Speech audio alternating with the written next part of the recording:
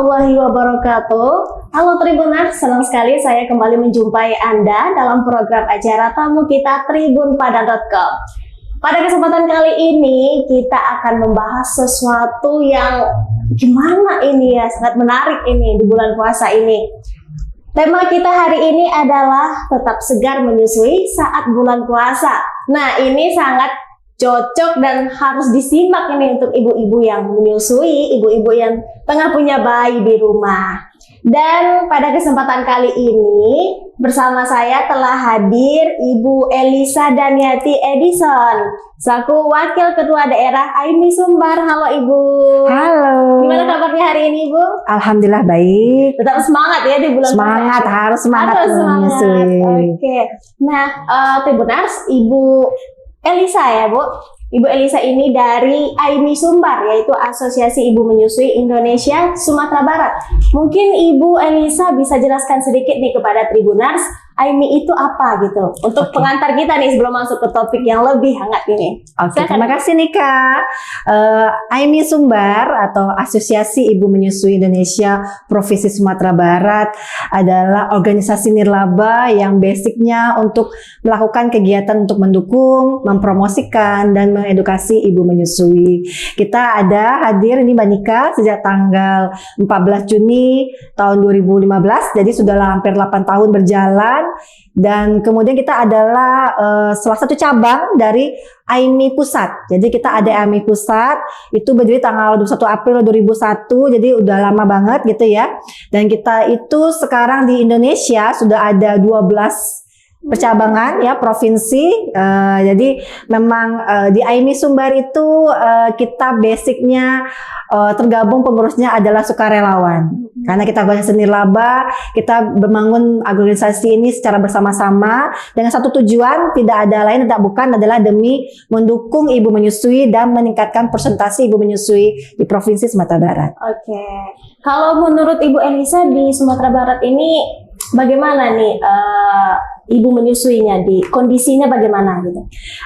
Sejauh kita lihat ya selama ini animo masyarakat khususnya ibu menyusui Sumatera Barat itu cukup baik. Jadi ibu Sumatera Barat itu cukup punya ketertarikan dalam menyusui, meskipun ya di Sumatera Barat tuh sering banget ada mitos dan mitos ya yang berkembang di masyarakat.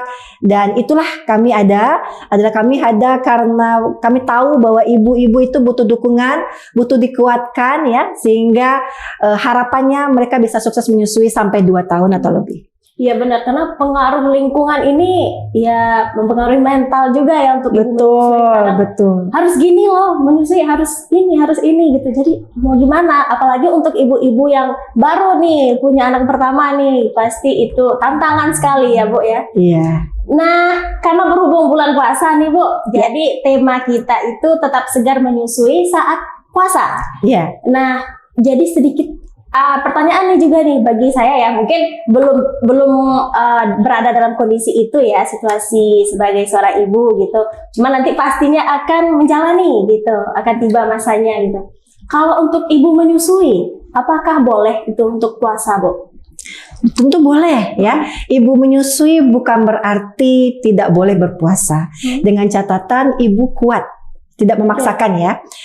Ibu habis melahirkan, jika ibu kuat boleh berpuasa selama ibu itu mampu. Mampu dalam catatan adalah gizinya bisa disiapkan dengan maksimal. Karena ibu menyusui tentu dengan dia berpuasa butuh nutrisi yang lebih lagi dibandingkan ibu yang tidak menyusui gitu ya, dibandingkan kita ya yang perempuan juga yang belum melahirkan. Oleh karena itu penting bagi ibu yang menyusui untuk memperhatikan nutrisi yang dimakan, kemudian juga memperhatikan juga kebutuhan bayi. Kalau bayinya kuat menyusui, ibunya setelah menyusui terasa pusing gitu ya, merasa gemeteran, nah itu berarti ibu tidak kuat menyusui. Dan tidak apa-apa ya, kalau secara agama ibu menyusui tidak apa-apa, tidak menyusui, tidak berpuasa gitu ya, tidak berpuasa. Sama dengan ibu hamil ya, itu termasuk pengecualian untuk iya, betul. Kemudian kalau untuk nutrisi tadi Bu, kira-kira kalau untuk ibu yang menyusui mau berpuasa seperti apa nutrisinya tuh? Bagaimana cara memenuhi nutrisinya itu Bu? Oke, nutrisi untuk ibu menyusui itu sebetulnya ibu menyusui itu perlunya adalah makan makanan gizi seimbang. Gizi seimbang itu cukup karbohidratnya, cukup proteinnya, cukup sayur-sayuran dan buah gitu ya, dan minum lebih dari 2 liter. Iya, jadi harus banyak-banyak minum gitu ya. Karena kita yang tidak menyusui saja butuh banyak nutrisi, minum, apalagi ibu yang menyusui, yang punya bayi yang tentunya butuh lebih ekstra yang diperhatikan. Jadi makanan gizi seimbangnya yang perlu diperhatikan oleh ibu. Jadi cukup sayur, cukup buah-buahan. Kalau selama ibunya tidak apa-apa, sehat, makanannya sehat, bergizi, dia kuat saja, tidak ada masalah. Berarti bayinya tidak masalah. Juga ikut kuat ya, Bu ya? Iya, boleh kita menyusui. Gitu. Kalau untuk pantangannya gitu, yang harus dihindari ibu menyusui ini apa aja, Bu? Sebenarnya gini, ibu menyusui itu tidak ada pantangan. Jadi ibu boleh makan apa saja yang ibu suka, asalkan tidak berlebihan. Nah gitu. Kadang ada yang mitos yang mengatakan nanti bayinya kalau seandainya makan terlalu banyak cabai, nanti anaknya susah sembelit ya, susah BAB gitu ya, atau kesakitan perutnya gitu. Padahal kalau kita makan cabai berlebihan juga nggak menyusui juga pasti ada masalah kan. Nah karena itu ibu kalau mau saya makan apa saja tidak ada masalah selama ibu suka. Gitu. Karena gini, dalam ASI itu ada 2 hormon, hormon oksitosin dan hormon prolaktin. Hormon oksitosin itu hormon cinta.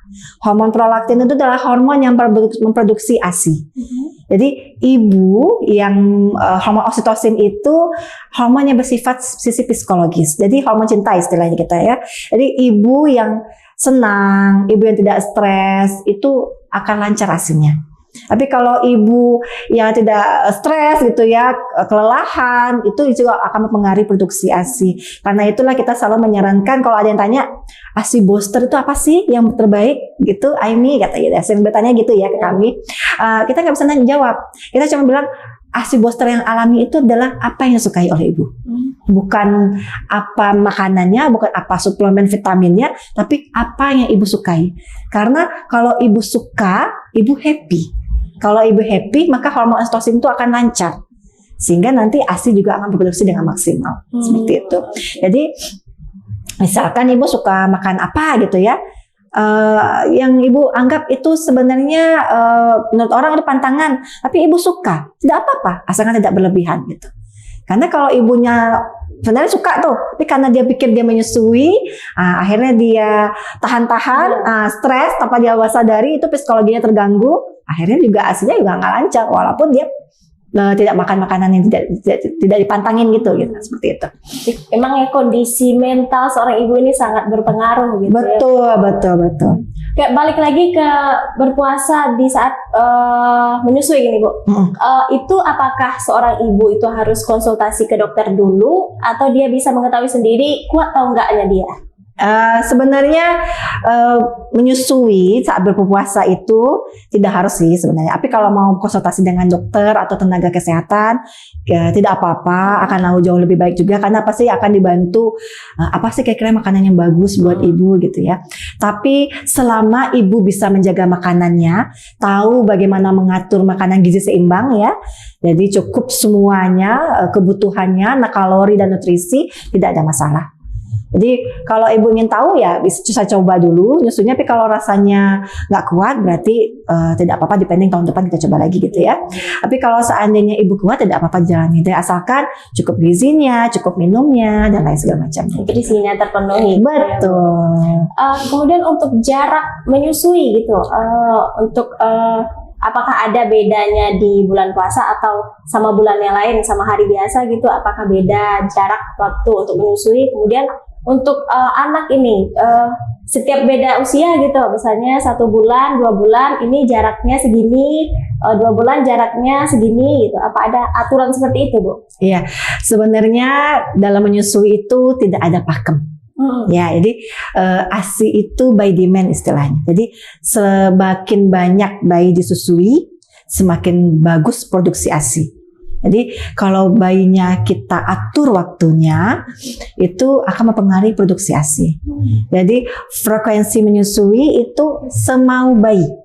Jadi kalau bicara tentang durasi menyusui, tidak ada durasi. Selama bayi itu mau, kapan saja bisa menyusui. Kasih ya gitu. Ya, selama kapanpun mau bayi, kita boleh kita kasihkan kapan aja. Jadi sinyalnya atau pemegang utamanya itu adalah bayi.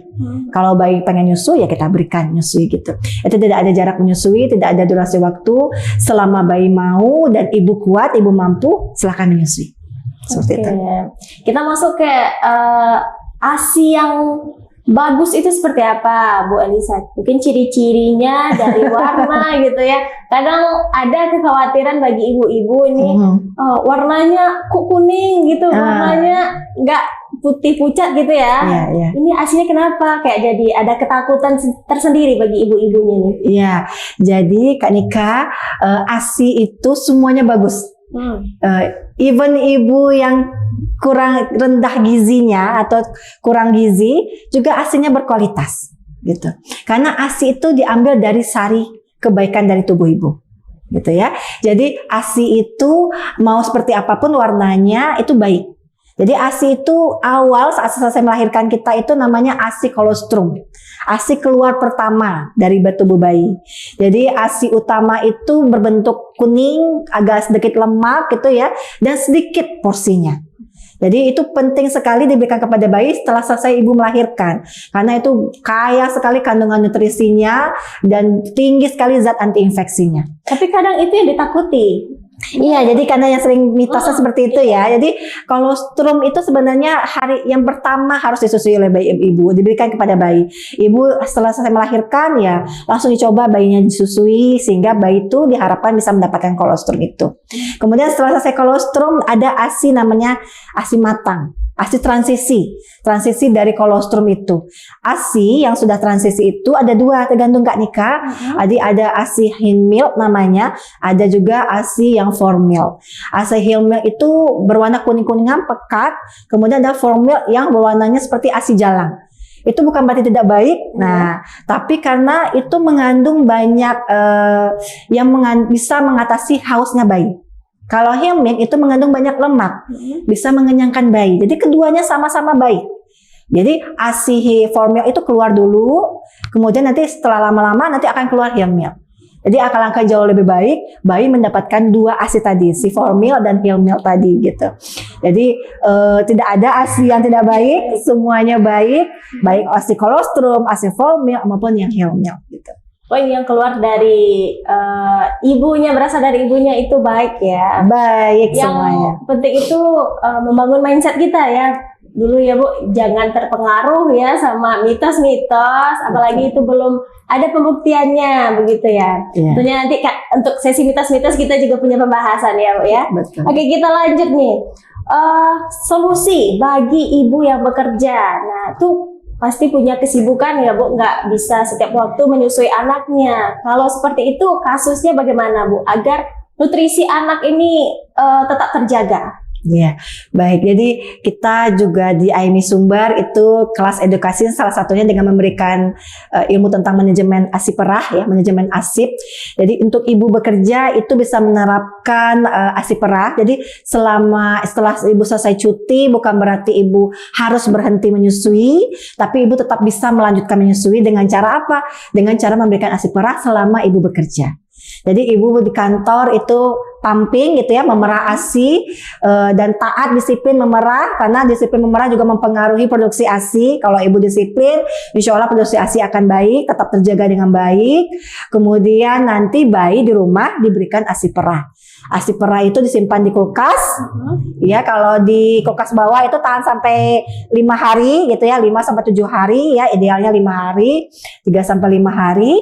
Kemudian di freezer itu tahan sampai 3 bulan. Jadi itu bisa diberikan kepada bayi saat ibu bekerja. Diberikan oleh nenek atau pengasuh di rumah dengan media kayak seperti cup feeder, glass loki ya, media ASI perah, pemberian ASI perah tanpa dot. Karena dot itu banyak sekali ya resikonya seperti itu Kak Nika. Kalau saya juga penasaran karena sekarang banyak ya yang dia tuh pakai dipompa dulu terus nanti dikasih sama anak. Kadang ada juga yang saya lihat emang ibu-ibu ini ngasihnya emang pakai dot, Bu. Iya, Tapi iya. sebenarnya itu nggak dianjurkan ya. Iya, betul. Pengaruhnya itu seperti apa? Jadi ada risiko ya, ada risiko dalam pemberian baik ASI atau tidak ASI ya, susu formula dengan menggunakan media dot.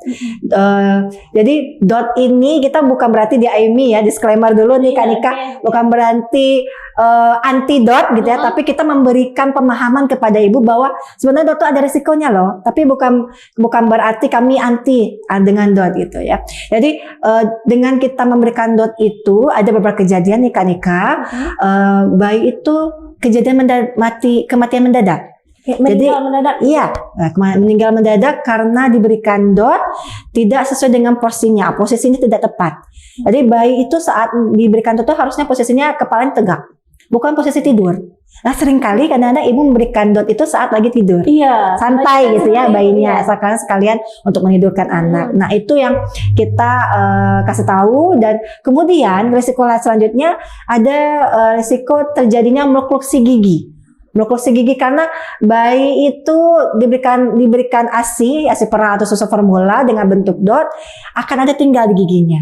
Karena kan biasanya rata-rata bayi kalau minum dot, kalaupun botol dotnya kosong tetap digigit. Iya, diemut lah. Iya, diemut. Nah, itu. Jadi itulah yang akan membantu cepat merusak giginya. Kemudian juga ada beberapa kejadian yang mokluksi giginya itu tidak teratur gitu ya. Karena gini, kita perlu tahu bahwa pengeluaran ASI dengan cara menyusui dengan pengeluaran ASI dengan botol dot itu berbeda. Jadi dalam pengeluaran ASI itu bayi itu menyusu dengan menggerakkan semua rongga otot pada rongga di sini, rongga di pipi gitu ya. Kadang kalau dot cuma dari mulut aja, gitu ya, mencucu gitu ya. Nah, jadi itulah kita beda pengeluaran ASI dengan menggunakan dot dengan menyusui. Nah, bayi risiko selanjutnya kalau bayi sudah terbiasa dengan minum dot itu terjadi risiko bingung puting. Bingung puting. Iya. Apa itu bingung puting, Bu? Iya, bingung puting itu Kanika, bayi itu menolak menyusu pada ibunya. Jadi dia karena udah enak gitu ya, minum ASI perah atau susu formula dengan dot, akhirnya dia tidak mau lagi menyusu pada ibunya. Menolak menyusu sama ibunya. Kenapa? Karena dengan pengeluaran ASI dengan dot itu lebih gampang. Kalau kita balikkan saja dot itu akan keluar sendiri. Iya. Nah, jadi bayi itu tidak terlalu bekerja keras untuk mengeluarkan ASI. Sedangkan kalau dengan menyusu langsung, bayi bekerja keras. Karena dia akan menggerakkan otot-otot di sekitar pipinya. Itulah kadang-kadang ada bayi yang kalau menyusu itu berkeringat. Nah, karena dia berolahraga nih, otot wajahnya. Seperti itu. Berarti mungkin itu ya istilah yang selama ini saya dengar. Kalau bagi ibu-ibu yang memberikan susu lewat dot itu, bayinya jadi pemalas. Mungkin istilah itu kali ya. Iya, karena dia udah enak, akhirnya dia nggak mau lagi nyusu sama ibunya gitu. Kemudian dia juga bingung kan, karena bentuk puting ibu dengan puting dot gitu berbeda. Jadi itu bagi sebagian bayi banyak sekali angka kejadian bayi itu bingung puting karena diberikan ASI perah dengan dot saat ibu sudah mulai masuk bekerja. Cucu melahirkan habis. Iya benar. Untuk menyimpan susu yang udah di pumping tadi, Bu, mungkin ada tipsnya, mungkin cara yang tepat menyimpannya itu bagaimana, dari kemasannya gitu, tempat menyimpannya, suhu, temperaturnya mungkin gitu. Iya. Jadi ASI perah itu bisa disimpan dengan botol kaca atau dengan kantong plastik yang memang khusus untuk ASI gitu ya. Jadi kita menyarankan menggunakan botol kaca. Kenapa dibandingkan dengan plastik? Karena botol kaca itu gampang juga kalau memanasinnya. Jadi dalam memanaskan ASI perah pun juga ada metodenya gitu ya. Tidak langsung kita panaskan gitu ya, tapi ada step by stepnya. Jadi kenapa kita gunakan botol kaca? Karena kalau kita panaskan itu lemak-lemak di ASI itu ikut luntur. Kalau di plastik kadang-kadang tinggal lemaknya, padahal lemak itu butuh untuk bayi, untuk mengenyangkan bayi, untuk menaikkan berat badan bayi, seperti itu. Nah, itu kemudian di botol kaca, saat kita sudah perah, kemudian kita simpan di botol kaca, kita masukkan ke chiller, ya di kulkas bawah gitu ya, kemudian kita naikkan ke freezer. Jadi suhunya itu dari suhu ruang, selesai diperah itu kan suhu ruang ya, Tidak boleh langsung kita masukkan ke freezer, kita bekukan. Tapi harus masukkan dulu ke kulkas bawah. Jadi kalau sudah mulai temperaturnya agak dingin, baru kita naikkan ke kulkas atas atau freezer gitu. Begitupun nanti saat diberikan kepada bayi. Kalau kita berikan kepada bayi, kita biasanya ibu bekerja itu sudah tahu berapa sih kebutuhan bayi minum ASI perah selama ibu bekerja gitu ya. Taruhlah sekitar 6 botol, 8 botol kaca. Kita turunkan malam hari, saat ibu berangkat kerja kan pagi, malam harinya kita turunkan ke kulkas bawah. Karena kan kalau di freezer kan beku tuh, ASI beku beneran gitu ya. Jadi kita simpan ke kulkas bawah dengan harapan dia sudah mulai berkeringat atau apa. Kemudian nanti temperaturnya kita keluarkan lagi ke suhu ruang. Setelah selesai ke suhu ruang, kita kucurkan dengan air dingin, air keran. Baru kita panaskan. Tapi tidak direbus. ASI perah tidak boleh direbus. Tapi kita cukup panaskan air di panci, kemudian masukkan air panasnya ke mangkok gitu ya, baru kita taruh gelas kacanya di botol. Jadi angetkan seperti itu saja. Karena kalau langsung dengan suhu dingin beku tadi langsung kita panaskan, itu ada beberapa zat yang tidak tahan sangat panas, tidak tahan panas, jadi akan hilang zatnya atau berkurang gizi nutrisinya. Benar sekali. Ini Bu, kalau misalnya saat kita masih menyusui nih, terus itu nggak menutup kemungkinan untuk hamil lagi dengan Bu? Iya. Terus udah hamil lagi ini, apakah masih boleh untuk menyusui anak ini atau ada aturannya juga, ada ketentuannya gimana? Oke, baik-baik. Jadi menyusui ini Kak Nika sebenarnya juga jadi KB alami. Juga KB untuk ibu-ibu selama ibu menyusui secara langsung. Catatannya ibu menyusui secara langsung. Kalau ibu menyusui secara langsung, menyusui juga bisa jadi alat jalur untuk KB alami. Jadi ibu bisa mengatur jarak kelahiran dengan adiknya gitu ya. Jadi kemungkinan untuk lahir kembali, hamil kembali itu cukup kecil kalau ibu menyusui secara langsung. Tapi kalau seandainya ibu kebablasan gitu ya, ibu tetap bisa tetap menyusui. Jadi meskipun ibu hamil, ibu tetap bisa menyusui selama ibu tidak ada riwayat keguguran. Gitu. Jadi kalau ibunya sehat, tidak ada riwayat keguguran, ibunya kuat, tidak ada masalah. Ibu saat hamil tetap melanjutkan menyusui si kakak. Oke, bukan berarti yang disusui ibu yang lagi hamil itu bukan darah ya? Bukan. Ada juga nih mitosnya seperti itu. Bukan. Jadi tetap ibu tidak perlu menghentikan setelah hamil atau hamil kemudian si kakak baru 8 bulan dihentikan menyusui, tidak harus seperti itu. Tetap kita lanjutkan menyusui, dan kalaupun sudah di atas 6 bulan sudah makan kan, sudah mulai MPASI, makanan pendamping ASI.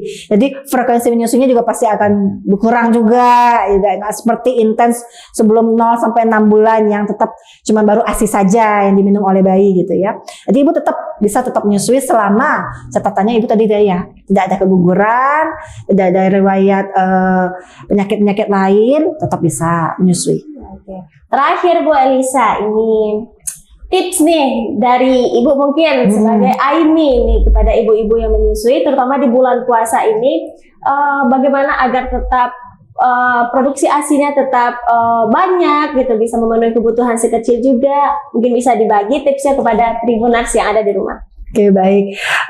Tips ibu di rumah untuk bisa menyusui dan lancar dalam berpuasa meskipun ibu juga tetap menyusui adalah ibu harus kenali diri ibu. Itu yang utama dulu. Ibu harus tahu porsi ibu, bagaimana kebutuhan ibu. Kalau ibu merasa ibu yakin dan kuat komitmennya dalam menyusui, ibu perhatikan nutrisi yang ibu makan selama berpuasa ini. Karena saat kita berpuasa, kita tentu harus lebih ekstra lagi memperhatikan nutrisi kita, perhatikan makan makanan kita, jangan lupa kita makan makanan gizi seimbang, cukup karbohidrat, protein, dan juga yang lainnya, dan juga perhatikan kebutuhan minum ibu. Jangan sampai ibu dehidrasi, ya, ibu harus minum paling tidak 2 liter sehari, dan kemudian ibu cukupkan makan ibu, tetap upayakan tetap makan 3 kali sehari, jadi 2 kali saat sahur, saat berbuka, dan kemudian ibu misalnya setelah ada jedanya setelah tarawih, ibu bisa makan makanan kecil, snack, jadi tetap porsi makan ibu 3 kali sehari. Dan jangan lupa ibu harus percaya diri, percaya bahwa ibu mampu menyusui, karena yang penting itu adalah keyakinan ibu. Kalau ibu yakin dan percaya ibu bisa menyusui, pasti ibu bisa berhasil menyusui meskipun ibu berpuasa. Oke, benar sekali. Jadi Tribuners yang ada di rumah, mungkin yang saat ini tengah menyusui, yang paling penting dibangun dari diri seorang ibu itu adalah kepercayaan ya. Bisa percaya untuk bisa, ini anak saya harus menyusui, kan? Saya harus memberikan yang terbaik untuk anak saya. Begitu kira-kira ya Bu ya. Baik Tribuners, kita sudah sampai di penghujung acara dan itu dia pembahasan kita tadi tentang menyusui saat bulan puasa. Terima kasih kepada Ibu Elisa yang sudah berbagi ilmu bersama kita di sini. Semoga apa yang kita bahas tadi ya itu bisa diterima dan juga bisa menjadi apa ya, menjadi acuan untuk ibu-ibu di rumah gitu. Dan Tribuners, tetap saksikan program tamu kita tentunya dengan pembahasan-pembahasan menarik lainnya. Dan sampai sini jumpa kita hari ini. Saya Nika Afrilia undur diri. Wassalamualaikum warahmatullahi wabarakatuh.